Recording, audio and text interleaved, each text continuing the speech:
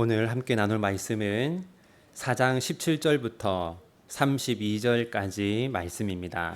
4장 17절부터 32절까지 말씀 우리 함께 읽도록 하겠습니다.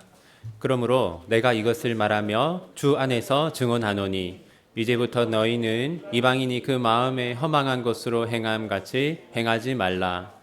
그들의 총명이 어두워지고 그들 가운데 있는 무지함과 그들의 마음이 굳어짐으로 말미암아 하나님의 생명에서 떠나 있도다. 그들이 감각 없는 자가 되어 자신을 방탕에 방임하며 모든 더러운 것을 욕심으로 행하되 오직 너희는 그리스도를 그같이 배우지 아니하였느니라. 진리가 예수 안에 있는 것 같이 너희가 참으로 그에게서 듣고 또한 그 안에서 가르침을 받았을진대 너희는 유혹의 욕심을 따라 썩어져가는 구습을 따르는 옛사람을 벗어버리고 오직 너희의 심령이 새롭게 되어 하나님을 따라 의와 진리의 거룩함으로 지으심을 받은 새 사람을 입으라. 그런즉 거짓을 버리고 각각 그 이웃과 더불어 참된 것을 말하라. 이는 우리가 서로 지체가 됨이라. 분을 내어도 죄를 짓지 말며 해가 지도록 분을 품지 말고 마귀에게 틈을 주지 말라. 도둑질하는 자는 다시 도둑질하지 말고 돌이켜 가난한 자에게 구제할 수 있도록 자기 손으로 수고하여 선한 일을 하라. 무릇 더러운 말은 너희 입 밖에도 내지 말고 오직 덕을 세우는 데 소용되는 대로 선한 말을 하여 듣는 자들에게 은혜를 끼치게 하라. 하나님의 성령을 근심하게 하지 말라. 그 안에서 너희가 구원의 날까지 인치심을 받았느니라. 너희는 모든 악독과 노함과 분냄과 떠드는 것과 비방하는 것을 모든 악의와 함께 버리고 서로 친절하게 하며 불쌍히 여기며 서로 용서하기를 하나님이 그리스도 안에서 너희를 용서하심과 같이 하라. 아멘. 여러분, 오늘 본문 첫 번째 구절이 4장 17절이죠. 4장 17절은 그러므로 라는 단어로 시작합니다. 이것은 오늘 본문이 앞부분과 긴밀하게 연결되어 있다는 것을 의미합니다. 4장 1절도 그러므로 라는 단어로 시작하거든요.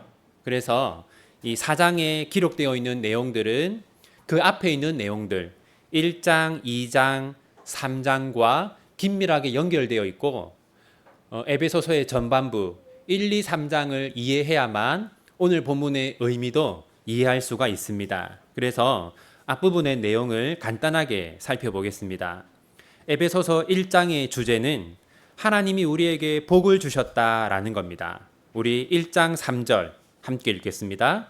찬송하리로다 하나님 곧 우리 주 예수 그리스도의 아버지께서 그리스도 안에서 하늘에 속한 모든 신령한 복을 우리에게 주시되. 여기 보시면 하나님께서 우리에게 하늘에 속한 모든 신령한 복을 주셨다라고 말하고 있습니다. 우리는 하나님께 복을 받은 사람들이죠. 에베소서 2장의 주제는 하나님이 우리를 죽음에서 생명으로 옮겼다라는 겁니다. 2장 1절 말씀 함께 읽겠습니다. 그는 허물과 죄로 죽었던 너희를 살리셨도다. 여기서 말하는 죽음은 영적인 죽음을 말하는 것이고 또한 하나님께 영원한 심판을 받아야 했던 그런 운명을 말하는 것입니다. 하지만 하나님은 영적으로 죽었던 우리를 영적으로 살려주셨습니다.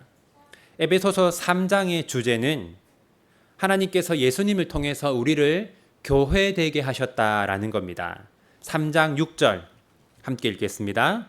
이는 이방인들이 복음으로 말미암아 그리스도 예수 안에서 함께 상속자가 되고 함께 지체가 되고 함께 약속에 참여하는 자가 됨이라. 이 3장의 주제는 서로 다른 사람들이 함께 하게 된다라는 것인데 서로 다른 사람들이 함께 하는 공동체가 무엇입니까? 교회이죠.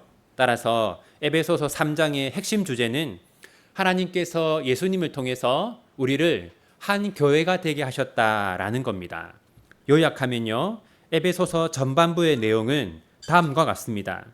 하나님은 우리에게 하늘에 속한 복을 주셨고 죽었던 우리를 살려주셨으며 우리를 교회가 되게 하셨습니다. 요약하면 에베소서의 전반부 1장과 2장과 3장은 하나님이 우리에게 베푸신 은혜를 말하고 있는 것이죠. 사도 바울은 에베소서의 앞부분에서는 우리가 이런 은혜를 받았다라고 말한 다음에 그러므로 이렇게 살아야 한다라고 말하는 것입니다. 그렇기 때문에 오늘 본문이 그러므로라는 단어로 시작하는 것이죠. 오늘 본문 4장 17절 우리 한 번 더 함께 읽도록 하겠습니다. 그러므로 내가 이것을 말하며 주 안에서 증언하노니 이제부터 너희는 이방인이 그 마음에 허망한 것으로 행함같이 행하지 말라. 여러분, 하나님께 은혜를 받은 사람은 어떻게 살아야 합니까? 여기 보시면 여러분 4장 17절에서 이방인 한번 표시해 보십시오. 여기서 이방인이라는 것은 불신자들을 말하는 것입니다. 그러므로 우리는 불신자들처럼 살지 말아야 하는 것이죠. 그렇다면 여러분, 불신자들은 어떤 삶을 살고 있고 그들은 어떤 사람입니까? 첫 번째, 불신자들은 허망한 마음을 가지고 있습니다. 여러분, 이 4장 17절 한 번 더 보십시오. 뭐라고 말합니까? 이방인이 그 마음에 허망한 것으로 행한 같이 행하지 말라. 여러분, 여기서 마음이 허망하다라고 할 때 이 허망하다라는 건요, 텅 비어 있다라는 겁니다. 그러니까 불신자들의 마음은 텅 비어 있다는 것이죠.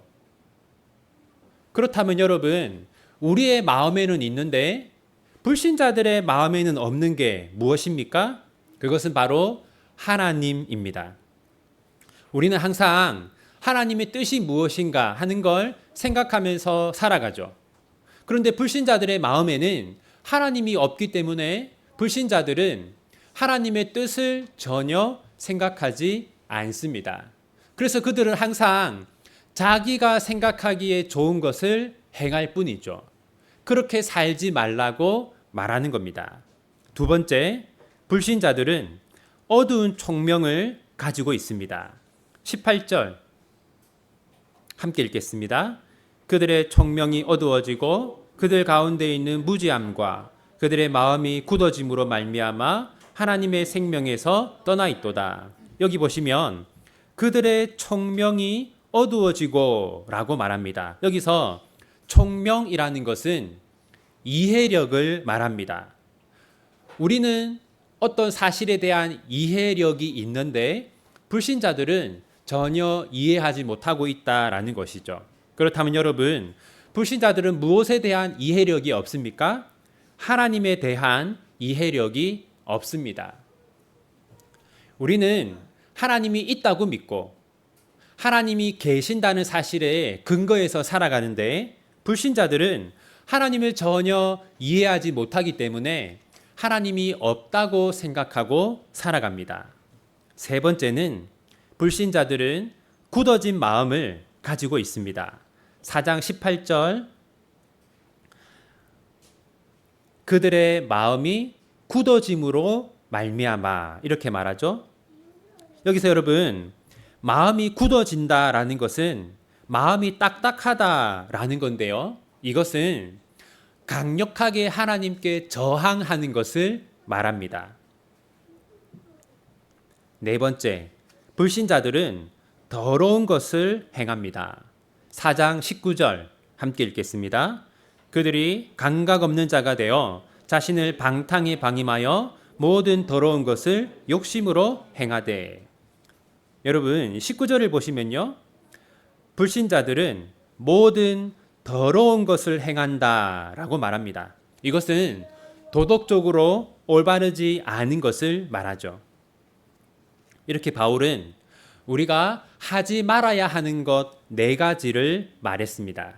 그리고 이제부터는 우리가 해야 하는 것 4가지를 말합니다. 첫째, 우리는 교회 안에서 진실을 말해야 합니다. 4장 25절 함께 읽겠습니다. 그런즉 거짓을 버리고 각각 그 이웃과 더불어 참된 것을 말하라. 이는 우리가 서로 지체가 됨이라.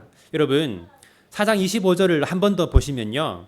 사도 바울은 이웃에게 참된 것을 말하라 라고 하는데요. 그런데 여러분, 이 이웃이 누구입니까? 여기서 말하는 이웃은 여러분 옆집에 사는 사람들을 말하는 것이 아닙니다. 물론 그런 의미도 있지만요. 1차적으로 여기서 말하는 이웃은 누구입니까? 이웃과 더불어 참된 것을 말하라. 왜냐하면 우리가 서로 지체가 됨이라. 여러분 여기서 지체라는 것은요. 한 몸에 붙어 있는 팔, 다리를 말합니다. 그러니까 한 몸이다라는 것이죠. 에베소서에서 한 몸은 누구를 말하는 겁니까? 교회를 말하는 것이죠. 그러므로 여러분 지금 사도 바울이 거짓을 말하지 말고 사실만을 말하라 라고 할 때 1차적인 대상은 교회의 성도들입니다. 물론 우리는 언제 어디서나 참된 것을 말하고 사실을 말해야 하죠. 우리는 거짓을 말해서는 안 됩니다. 그런데 우리가 더욱더 참된 것을 말해야 하는 곳이 어디입니까? 교회입니다. 두 번째, 교회의 지체와 다투지 말고 다투더라도 최대한 빨리 화해해야 합니다. 4장 26절 함께 읽겠습니다. 분을 내어도 죄를 짓지 말며 해가 지도록 분을 품지 말고. 여러분 여기 분을 내어도 죄를 짓지 말라라는 것은 이런 뜻입니다. 먼저 분을 낸다라는 것은요. 누군가에게 감정이 상하는 것을 말합니다. 우리 마음에 교회의 어떤 사람에 대해서 화가 나는 것을 말하는 것이죠. 그러니까 어떤 사람에게 마음이 상하는 거, 그것은 어쩔 수가 없는 일입니다. 거기까지는 우리가 인정해야 돼요. 근데 뭐라고 말합니까? 분을 내어도 죄를 짓지 말며. 무슨 말이냐면 누군가에게 감정이 상할 수는 있지만 그 감정을 드러내어서 싸움이 되도록 하지는 말라라는 겁니다. 그리고 해가 지도록 분을 품지 말라라고 말하죠. 이것은요, 만약 교회의 어떤 성도와 다투었다면 해가 지기 전에 화해를 해야 한다라는 겁니다. 이 말은 최대한 빨리 화해하기 위해서 노력하라라는 것이죠. 세 번째는요, 열심히 일해서 교회의 어려운 성도들을 도와주어야 한다라는 겁니다. 28절 함께 읽겠습니다. 도둑질하는 자는 다시 도둑질하지 말고 돌이켜 가난한 자에게 구제할 수 있도록 자기 손으로 수고하여 선한 일을 하라. 여러분, 지금 이 단락은 우리가 모든 사람들을 대하는 방식에 대해서 말하고 있지만 1차적으로 교회에서의 관계에 대해서 말하는 거라고 했습니다. 여기 보면 여러분, 성경은 우리에게 일하는 목적이 무엇이라고 말합니까? 가난한 자에게 구제할 수 있도록 자기 손으로 수고하여 선한 일을 하라. 그러므로 여러분, 우리가 일을 하는 목적이 무엇입니까? 물론 여러 가지 목적이 있죠. 그런데 여러분, 우리가 일을 하는 목적은 단지 재산을 모으거나 또는 돈을 모아서 내가 갖기 원하는 것을 구입하거나 그런 것만이 우리의 목적이 아니라 교회 안에 있는 성도들을 돕는 것이 우리가 일하는 목적이라고 말합니다. 그리고 네 번째는요, 교회의 성도들에게 힘을 주고 기쁨을 주는 말을 해야 합니다. 4장 29절 함께 읽겠습니다. 무릇 더러운 말은 너희 입 밖에도 내지 말고 오직 덕을 세우는 데 소용되는 대로 선한 말을 하여 듣는 자들에게 은혜를 끼치게 하라. 여러분, 이 세상의 모임들은요, 자신을 자랑하는 말, 그리고 상대방을 깎아내리는 말이 가득합니다. 그런데 여러분, 교회에서는 그런 말을 해서는 안 됩니다. 대신 어떤 말을 해야 합니까? 선한 말을 하여 듣는 자들에게 은혜를 끼치게 해야 합니다. 우리는 교회에서 반드시 상대방에게 힘을 주고 상대방에게 기쁨을 주는 말만 해야 합니다. 이렇게 사도 바울은 우리가 교회에서 해야 되는 4가지를 말했는데, 만약 우리가 교회 안에서 이 4가지를 하지 않으면 어떤 일이 일어날까요? 4장 30절 함께 읽겠습니다. 하나님의 성령을 근심하게 하지 말라. 그 안에서 너희가 구원의 날까지 인치심을 받았느니라. 여러분, 우리가 이 4가지를 행하지 않으면 우리 안에 거하시는 성령님이 슬퍼하신다라고 말합니다. 자, 이제 마지막으로 바울은요, 교회의 하나됨을 지키기 위해서 하지 말아야 하는 것 5가지, 그리고 해야 하는 것 3가지를 결론적으로 말합니다. 먼저 하지 말아야 하는 5가지는 다음과 같습니다. 4장 31절 함께 읽겠습니다. 너희는 모든 악독과 노함과 분냄과 떠드는 것과 비방하는 것을 모든 악의와 함께 버리고. 5가지가 뭡니까? 악독, 노함, 분냄, 떠드는 것, 비방. 여러분, 사도 바울은 5가지로 말하고 있지만 사실 이 5가지는 하나입니다. 그게 뭐냐면요, 자신의 감정을 절제하지 못하고 상대방에게 분노하는 것을 말합니다. 여러분, 우리가 다 연약한 사람이다 보니 함께 한 교회 안에서 신앙생활을 하고 부대끼다 보면 반드시 누군가에게 감정이 상할 때가 있습니다. 그때마다 우리가 우리의 감정을 절제하지 못하고 상대방에게 우리의 감정을 드러내고 분노한다면 어떻게 되겠습니까? 하나님께서 하나 되게 하신 교회의 하나됨이 무너지겠죠. 다음으로 바울은 우리가 해야 하는 것 3가지를 말합니다. 4장 32절 함께 읽겠습니다. 서로 친절하게 하며 불쌍히 여기며 서로 용서하기를 하나님이 그리스도 안에서 너희를 용서하심과 같이 하라. 우리가 해야 하는 것 3가지는 뭡니까? 친절하라. 2번째는 불쌍히 여기라. 3번째는 용서하라. 여러분, 이 3가지는요, 앞에서 말했던 5가지와 반대되는 것이죠.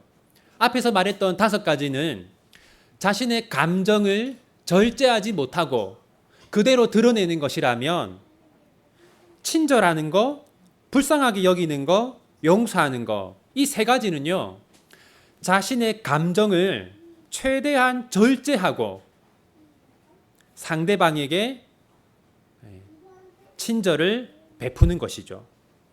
정리하면 31절에 나와 있는 5가지는 교회의 하나됨을 무너뜨리고 교회를 무너뜨리는 것이라면, 뒤에 있는 32절에 있는 3가지는 교회를 하나 되게 하고 교회를 세우는 행동이라고 할 수 있습니다. 이제 오늘 본문의 교훈들을 살펴보겠습니다. 첫 번째는요, 우리는 불신자들처럼 살지 말아야 합니다. 여러분, 불신자들의 특징은 무엇입니까? 가장 큰 특징은요, 그들의 마음에 하나님이 없다는 겁니다. 그들은 하나님을 전혀 생각하지 않습니다.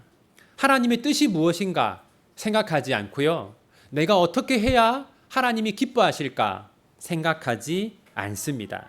우리는 그러한 불신자들과 다르게 살아야 합니다. 어떻게 사는 것이 하나님의 뜻일까? 내가 어떻게 하는 것을 하나님이 기뻐하실까? 늘 생각해야 하는 것이죠. 2번째는 우리는 교회를 사랑하는 삶을 살아야 합니다. 여러분, 우리가 에베소서를 보면 하나님은 우리를 하나님의 자녀로도 부르셨고 하나님의 백성으로도 부르셨지만, 또한 우리를 어디로 부르셨습니까? 우리를 교회로 부르셨습니다. 그러므로 우리는 교회답게 살아야 합니다. 특히 교회를 사랑하는 삶을 살아야 합니다. 근데 여러분, 이 교회라는 게 무엇입니까? 교회라는 것은 건물이 아니라 사람이라고 했죠. 그러므로 교회를 사랑한다는 것은 한 교회를 이루고 있는 사람들을 사랑하는 겁니다. 그래서 우리는 교회를 사랑하기 위해서 다음에 4가지를 행해야 합니다. 첫 번째는 교회에서는 반드시 무엇만을 말해야 합니까? 네, 진실만을, 사실만을 말해야 합니다. 우리는 어디서나 사실만을 말해야 하지만 교회에서는 반드시 사실만을 말해야 돼요. 두 번째는 다투지 말아야 합니다. 우리는 불신자들과도 다투지 말아야 하지만 교회 안에서는 절대로 다투지 않도록 노력해야 합니다.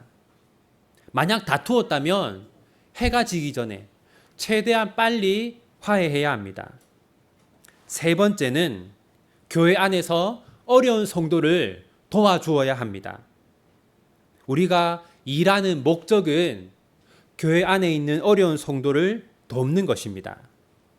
네 번째는요, 성도들에게 은혜를 끼치는 말을 해야 합니다.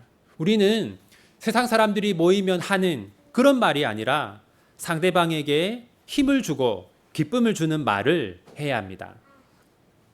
자, 이제 세 번째는요, 우리는 감정을 절제하는 사람이 되어야 합니다. 여러분, 감정을 절제하지 못하고 자신의 감정을 있는 그대로 드러내는 것은 불신자들의 특징입니다. 우리는 분노하는 사람이 아니라 친절한 사람이 되어야 하는데 그것은 우리가 우리의 감정을 절제하기 위해 노력할 때만 가능합니다. 이제 말씀을 맺겠습니다. 여러분, 교회는 건물이 아니라 무엇이라고 했습니까? 사람입니다. 그래서 교회를 세우는 것은 교회 건물을 세우는 것이 아니라 사람을 사랑하는 것이 교회를 세우는 것입니다. 그런 점에서 여러분, 큰 교회라고 할 때 큰 교회, 어떤 교회가 큰 교회입니까? 건물이 큰 교회가 아니라 사랑이 많은 교회가 큰 교회입니다. 우리가 서로 교회의 지체들을 많이 사랑하면 그때 우리 교회는 큰 교회가 되는 것이죠.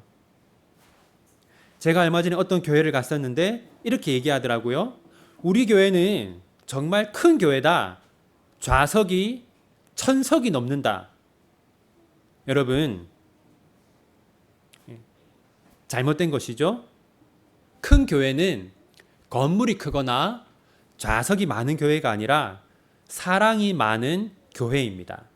예를 들어서 수만 명이 속해 있는 교회인데 여러분, 어떻게 수만 명이 서로를 알겠습니까?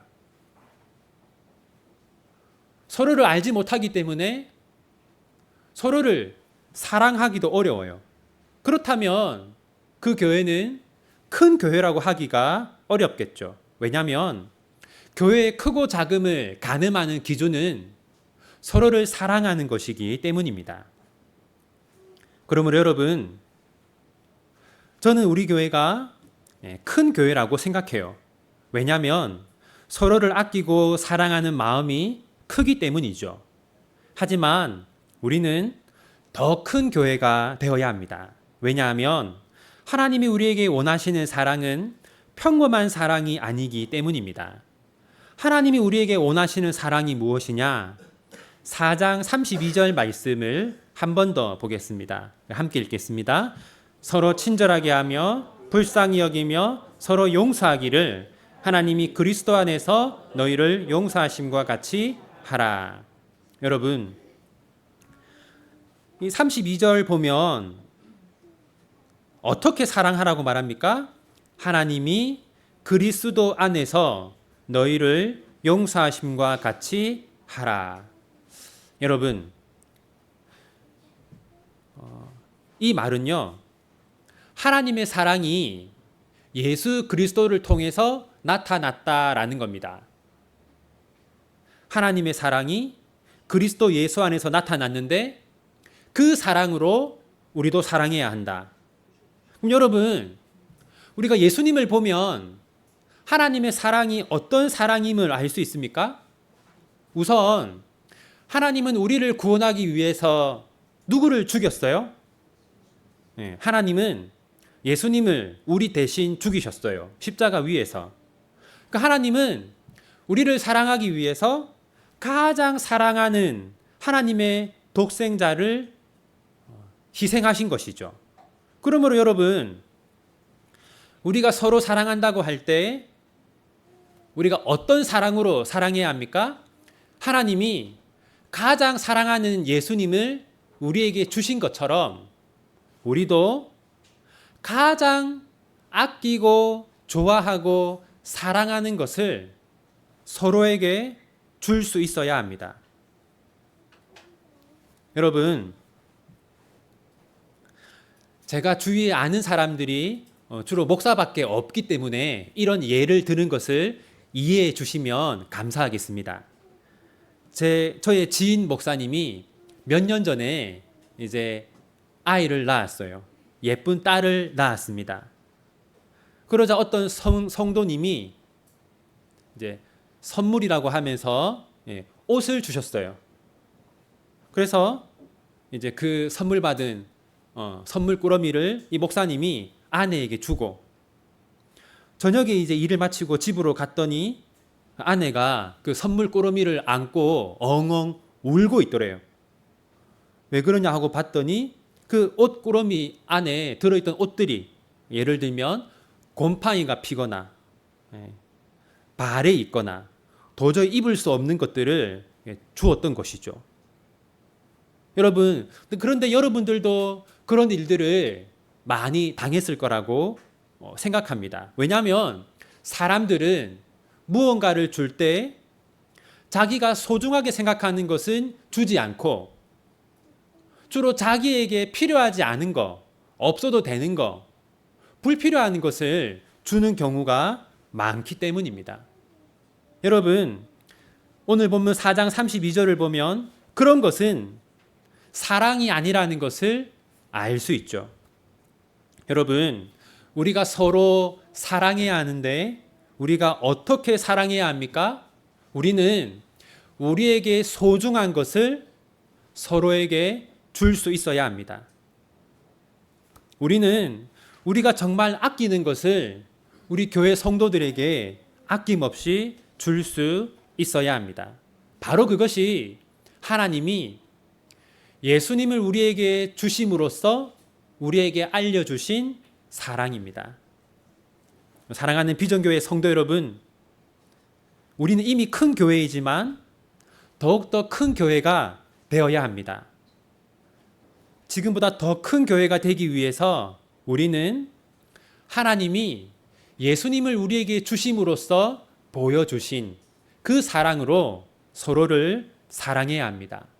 우리가 가장 아끼는 것을 서로에게 나누어 주는 사랑을 한다면 우리 교회는 세상 그 어떤 교회보다도 큰 교회가 될 것입니다. 우리가 힘써 사랑하여서 더욱더 큰 교회를 세워나가는 그런 여러분들, 우리 비전교회가 되었으면 좋겠습니다. 기도하겠습니다. 하나님은 저희를 교회로 부르셨습니다. 하나님은 저희를 한 교회가 되게 하셨습니다. 그러므로 하나님, 저희가 교회의 하나됨을 지켜나가게 해 주십시오. 저희가 교회 안에서 진실만을 말하게 하시고 교회 지체들과 다투지 않게 하시고 교회의 어려운 성도들을 돕게 하시고 교회의 성도들에게 은혜로운 말을 하게 해 주십시오. 그리하여 성령님을 근심하게 하는 교회가 아니라 성령님을 기쁘게 하는 교회가 되게 해 주십시오. 하나님, 교회를 세우는 것은 건물을 세우는 것이 아니라 교회를 세우는 것은 건물을 세우는 것이 아니라 사람을 사랑하는 것입니다. 저희가 서로 사랑하게 해 주십시오.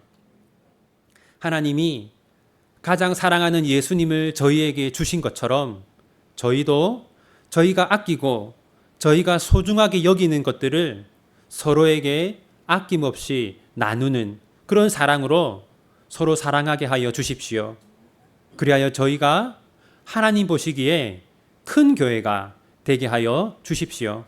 예수님의 이름으로 기도합니다. 아멘.